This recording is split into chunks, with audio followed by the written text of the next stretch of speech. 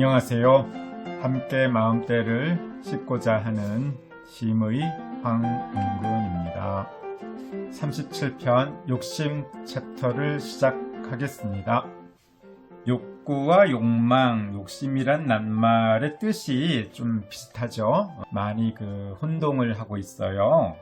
그래서 기존의 사전적 의미 이런 것과 또 심성개발의 시각을 조합해서 제가 나름대로 다음과 같이 정의를 해보았습니다. 욕구라는 것은요, 생존과 번영을 위한 원초적이고 1차적인 발동력을 말하죠. 그러면 욕망이라는 것은 특정한 행위를 통해 욕구를 충족시키려는 의지라고 볼 수 있고요. 욕심이라는 것은 과정을 생략하고 좋은 결과만을 얻겠다는 마음이라고 봅니다. 예를 들어서 우리가 이제 식욕이라는 그런 욕구를 해소시키려고 한다면은 어느 식당에 가서 어떤 음식을 먹어야 할지 그런 구체적인 욕망이 올라온다는 거죠. 그런데 내가 소화를 할 만큼 먹는 것이 적절하겠죠. 하지만은 내가 내 위가 감당하지 못할 만큼 내 소화력이 안 되는데도 그 이상을 먹는다는 것이 바로 욕심이죠. 그런 욕심은 채워질 수가 없겠죠. 내가 할 수 있는 만큼의 그런 과정이 생략된 거죠. 더 많이 취하겠다는, 그러면서도 더 좋은 결과를 얻겠다고 한다는 것이 욕심이죠. 그래서 욕심은 달성되지 않는 그런 특징이 있습니다. 흔히 말하는 오욕 7종 중에 오욕이 곧 욕구다, 이렇게 볼 수 있습니다. 오욕이라는 것은 식욕, 수면욕, 성욕, 재물욕, 명예욕 이런 걸 말하죠. 이런 욕구를 충족시키기 위해서 밥을 먹고 연애를 하고 잠을 자고 경제활동을 하고 예술을 추구하고 노래를 부르고 레저 활동을 하고 이렇게 욕구 충족을 위해서 구체적인 행동을 추진하고 있죠. 그런 것이 또 이제 욕망이다. 그래서 욕구는 원초적인 거, 욕망은 좀 구체적인, 욕구를 충족시키기 위한 구체적인 거, 이런 것을 이제 욕망이라고 분류를 해보았습니다. 불가에서는 눈, 귀, 코, 혀, 몸이라는 5가지 감각기관과 이 감각기관이 감지하는 색, 성, 향, 미, 촉이라는 각각의 감각이 결합하여서 욕구가 생겨난다, 이렇게 이제 표현을 해요. 본성의 바른 여부에 따라서 이거는 이제 욕구일 수도 있고 욕심일 수도 있고 그렇게 분류가 되죠. 본성이 발현되면은 오욕은 건전한 욕구로 작용이 되고요. 본성이 발현되지 않으면 오욕이 통제되지 못해서 욕심으로 변할 수 있죠. 그런데 이제 욕심은 충족되지 않죠. 자기 분수를 넘어가기 때문이에요. 예를 들어서 50kg의 무게를 내가 들 수 있다고 하는데 그 이상 들려고 한다면 마음대로 되지도 않을 뿐더러 몸을 다칠 수 있죠. 자존심과 관련된 명예욕, 이기심의 산물인 재물욕은 거의 욕심이기 쉽다. 필요한 것보다 더 많이 바라기 때문이다. 그것은 곧 풍요로운 자연과의 소통을 막는 장애물로 작용한다. 그러기에 욕심을 내면 바라는 것을 얻기는커녕 가진 것마저도 잃어버리고 삶이 궁핍해지고 인생을 망칠 수도 있다는 거죠. 이솝우화인가요? 거기서 보면은 멍멍이가 뼈다귀를 물고 가다가 우연히 다리 밑에 고요한 물에 비치는 뼈다귀를 물고 있는 개의 모습을 보았어요. 그 녀석이 자기인 줄 모르고 컹컹대다가 가지고 있는 뼈다귀를 놓쳐버렸죠. 그런 것들이 바로 이제 욕심을 내다가 있는 것마저도 잃어버릴 수 있다라는 교훈을 주는 이야기죠. 비일비재하죠. 욕심은 버려야 하지만 욕구는 충족되어야 하겠죠.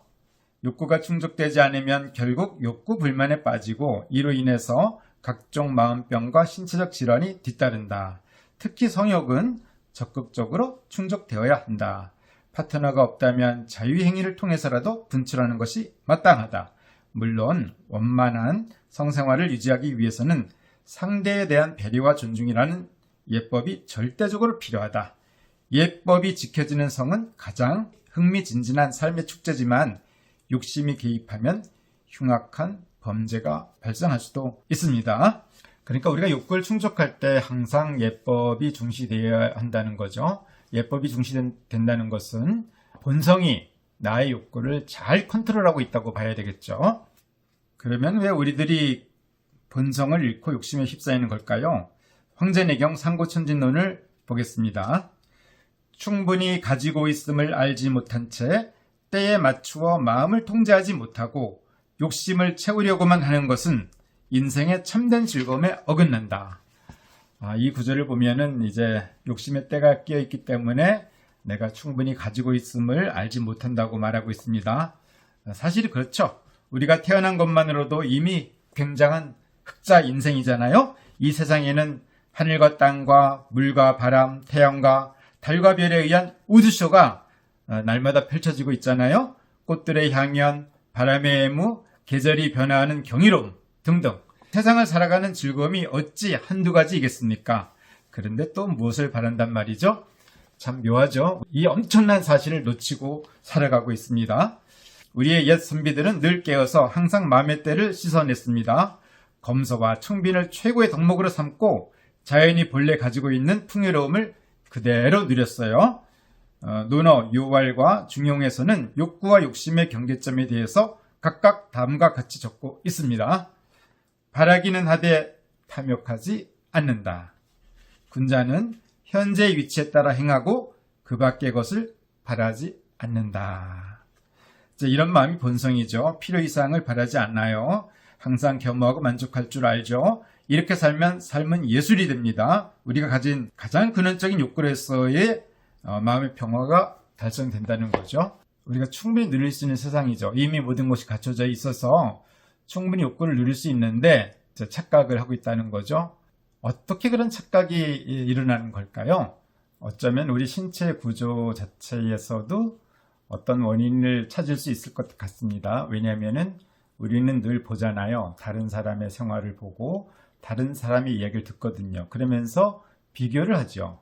거기에 따라 가지고 내가 못난 점을 들여다보게 되고 그로 인해서 내가 가지고 있는 이 절대적인 가치, 누구라도 가지고 있는 그런 풍요를 놓치게 되거든요. 그래서 깨어 있어야 된다는 거죠.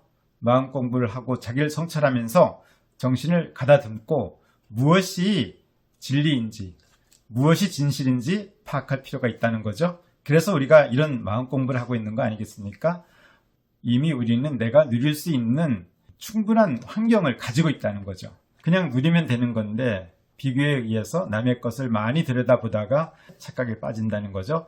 특히 요즘에는 매스컴 그런 걸 통해서 늘 좋은 것, 많이 가진 것, 화려한 것 이런 것을 많이 보잖아요. 그러니까 견물생심, 내가 그런 것을 보고 또 마음이 동하고 그런 걸로 인해서 착각에 빠지기 쉽다는 거죠. 작자가 물었어요. 도대체 왜 욕심을 버리고 마음을 비우려 하는 거죠? 마음껏 욕심을 채워야 즐겁지 않나요? 욕심은 채워지지 않아요. 그 욕심을 비워야 건전한 욕구를 충족시킬 수 있죠. 어떻게 욕심을 비우죠? 욕심의 허망함을 깨우치는 거예요. 그렇죠. 욕심이라는 것은 과대한 거잖아요. 식욕에 대한 부분을 예를 들 수 있잖아요. 많이 먹으면 좋을 것 같지만은 그걸로 인해서 생기는 그 소화의 부담감, 또 더부룩함, 저녁에 좀 많이 먹고 왜 잠을 청하려고 한다면은 지옥이 따로 없잖아요. 그런 것이 바로 욕심이죠. 식욕뿐만이 아니라 모든 것이 이제 그와 같다는 거지요.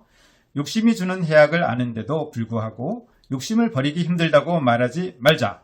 내 옷에 쇠똥이 묻은 걸 보고도 그걸 그대로 입고 다닐 사람은 없듯이 제대로 안다면 욕심 따위에 휩쓸리지 않는다. 오직 욕심이 주는 해악을 모르기에 자신을 삶의 고통 속으로 쳐넣고 있는 것이다. 희미하게 하는 것은 욕심을 끊어내는데 아무런 공헌도 하지 못한다. 아예 모르면 차라리 겸손할 수 있는 법, 안다는 생각에 가로막혀 더 이상 알려고 하지 않는 알미라면 차라리 모르는 게 낫다. 욕심으로부터 자유롭고 싶다면 철저히 궁리해야 한다. 무엇이 내 인생에 유익함을 주는지 사력을 다해 끝까지 따져봐야 한다. 그러면 욕심의 해악을 분명히 이해하게 되고 그토록 나를 괴롭혔던 욕심을 끊어낼 수 있다. 욕심을 끊어낼 수 있는 또 하나의 방법은 큰 포부를 가져보는 것이다. 포부와 욕심은 다르다. 욕심은 악이지만 포부는 빈 마음으로서 크고 건전하며 선한 욕구다. 욕심은 사사로운 마음이지만 포부란 공의 마음이다. 이 마음은 고조선의 건국 이념인 홍익인간 정신과 만난다. 그래서 우리가 자꾸 욕심이 생길 때는 아예 큰 포부를 가져보는 거예요. 그 지장보살이라고 했던가요? 그런 분들은 극락을 나 혼자 가지 않겠다. 다 보내놓고 나서 내가 맨 나중에 들어가겠다. 이런 게 포부죠.